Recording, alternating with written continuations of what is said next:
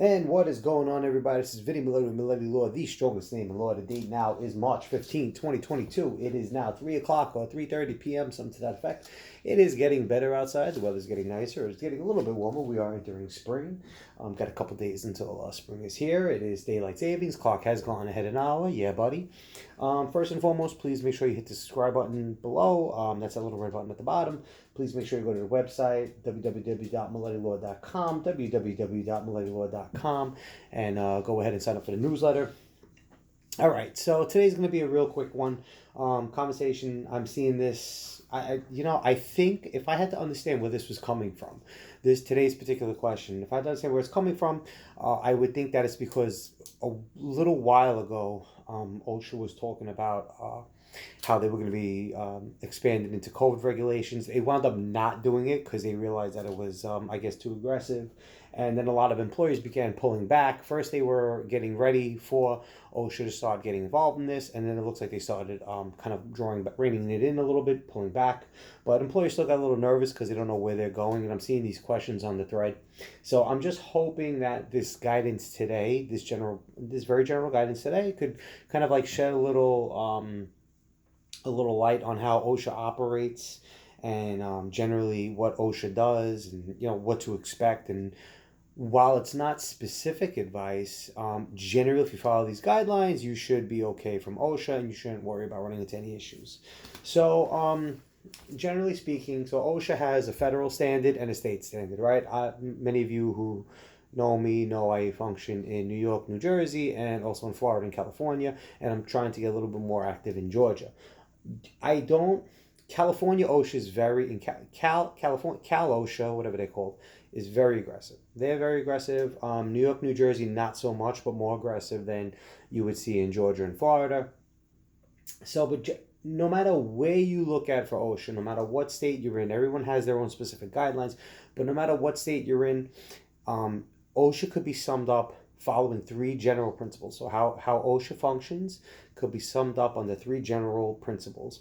The first principle is that, and basically it is in the name of OSHA, occupational safety, right? The workplace must be free from known health and safety hazards. The workplace must be free from known health and safety hazards. That's the first basic principle. The second basic principle is that the employee has the right to speak without the fear of retaliation. So if the employee notices a hazard or a safety hazard, a health issue or safety hazard, the employee should have a right to say it without the fear of reprisal. And the third portion is that all employees are entitled to receive workplace safety training. So the three basic principles for OSHA is: one, the workplace must be free of known health and safety hazards. Two, that the employees have the right to speak and the right to raise issues concerning health and safety hazards. And three, employees have a right to receive workplace training on safety. Those three general principles guide almost everything OSHA does, to an extent of what's practical, what's not, depending on where you are. But those three principles sum up everything, right? So when it comes to workplace safety, there are three basic safety standards that OSHA looks for. Again, this is very general guidance. Every state's specific, so don't take this specifically, but this is a great starter for everyone here who wants to ensure that they're OSHA compliant at work. Three basic safety standards of all OSHA, basically all OSHA regulation, no matter what state you're in, is that the types of equipment that the company uses and the procedures. Those safety standards having to do with the types of equipment that the companies use and their procedures. The second safety standard is the known limits, the known desired limits on employee exposure to certain chemicals and certain hazardous products. So the limits on employee exposure to certain chemicals and certain hazardous products is the second safety standard. And the third safety standard is essentially tracking workplace hazards and illnesses, track issues that occurs and occurrences. So the three basic safety standards are going to be knowledge. It's going to be knowledge on how to use equipment and the type of equipment to be used. The second is going to be the limitations set on known chemicals that cause problems. And the third safety standard is going to be tracking the workplace for hazards or any incidents that occur. So now going in just a little bit deeper. So the three basic safety standards which essentially comprise of how an employer could keep a workplace safe. Um, in the first portion, it was the types of equipment that a company may use and the procedures. So types of equipment, talking about kinds of equipment used, safeguards on machines. If you have, I don't know, power drills, what those power drills should have and the shields that they should have. Or if you're using a big one, I remember from the warehouse, was the ladders that you use. And if the ladders have like banisters to walk up, handles on the side, right? So those are the kind of the safety equipment that you could use, what they have to have, what they have to be comprised of, and then the procedures and how to use it. How do you move this ladder? How do you set up the safety saw? You know, how far back do you stand from the saw or from the power drill, from the bandsaw before you use it?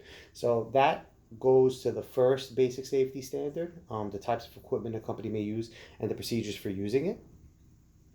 The second basic safety standard are the limits on the employee's exposure to certain chemicals. Here we're looking at, certain chemicals and products. For instance, a big one that you all know, because it's in your, this was big on your homes, when you buy a home, when you rent a home, it's asbestos and lead. How much asbestos can you have on the workplace? Can you put asbestos on pipes? Asbestos, I believe, was a fire retardant back in the days. How much can you use, right? Lead is poisonous. Lead chips are bad for you, right? Can you use lead paints? What to do when you're using lead paints? Lead and aerosol, lead paints through the aerosols themselves. So there are certain limits on what you could expose employees to in terms of chemicals and products. So that's the second safety standard. And the third safety standard is essentially tracking workplace hazards and any kind of occurrences. Very easy. Someone gets hurt.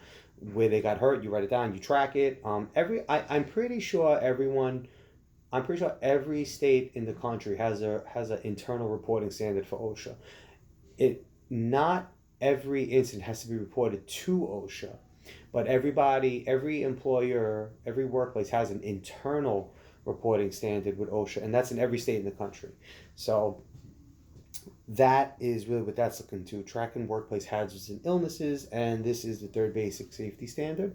Okay, so remember, those three basic safety standards make up the overall principle that the workplace must be free of known health and safety hazards.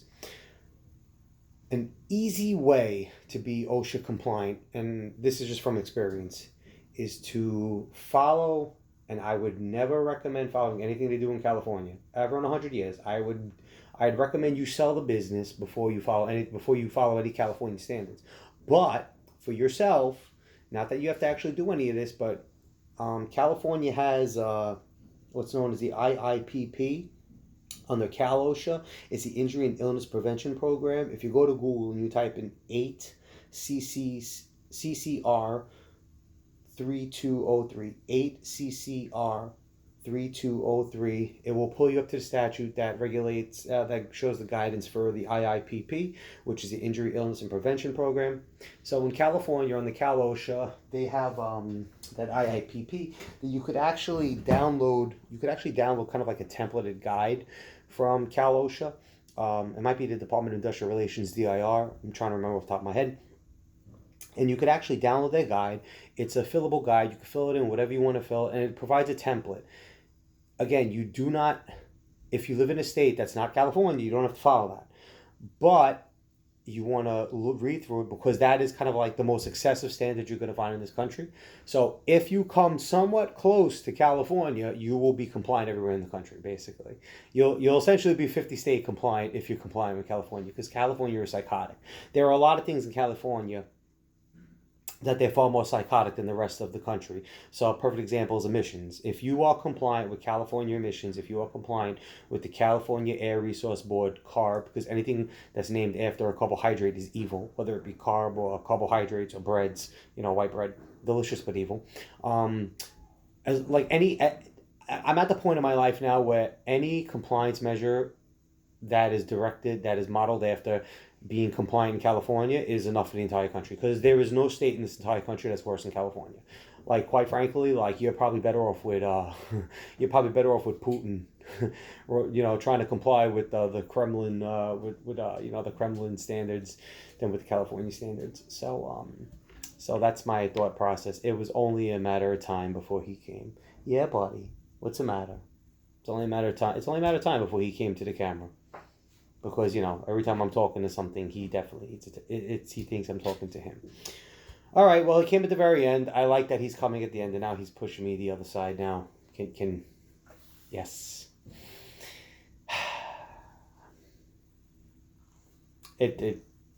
Okay, whatever. Anywho, so that was today's video. Today's video is essentially Osha Made Easy. I haven't thought of a crafty, funny name for it yet. I will think of a crafty, interesting name in a moment, a title. But the big general rule here is being able to sum up OSHA compliance in 3 basic components, 3 basic principles. If you can comply, if you endeavor to comply with if you endeavor to comply with these 3 basic principles, you will most likely be compliant with OSHA. Other than California, because California you will never be compliant because California is psychotic. If you want to be compliant with California, download an IIPP from Cal OSHA, Section 8 CCR 3203, Section 8 CCR 3203, and download the form. Try to comply with that. You'll be compliant with the entire country at that point if you're compliant with California, but they're psychotics. Don't worry about it. And that's basically where we are. So if you have any questions, concerns, let me know. OSHA is not that complicated. OSHA is not that terrifying, and it's relatively easy to comply with. So we just want to make sure that you have the basic principles in place. So when you do have to start complying with the specifics, it's just as simple as walking right in. So if you have any questions, concerns, obviously, please don't hesitate to reach out to us. We're always available 24/7, 24 hours a day, 7 days a week, weekends, nights, holidays, Purim, Passover, Easter, don't care, whatever the holiday is, we're always around. I have a 24-hour response time. If I don't respond back to you within 24 hours, assume I'm kidnapped or dead, then certainly follow up. And that's about it. So, look, we wish you all the best. Have a wonderful holiday. Hope you're enjoying our daylight savings. Hope you're enjoying more time in the sun. It's beautiful. It's getting warmer out there. Spring's here. And yours always in laws, love, and lifts. And always stay unusually motivated. And have a beautiful day.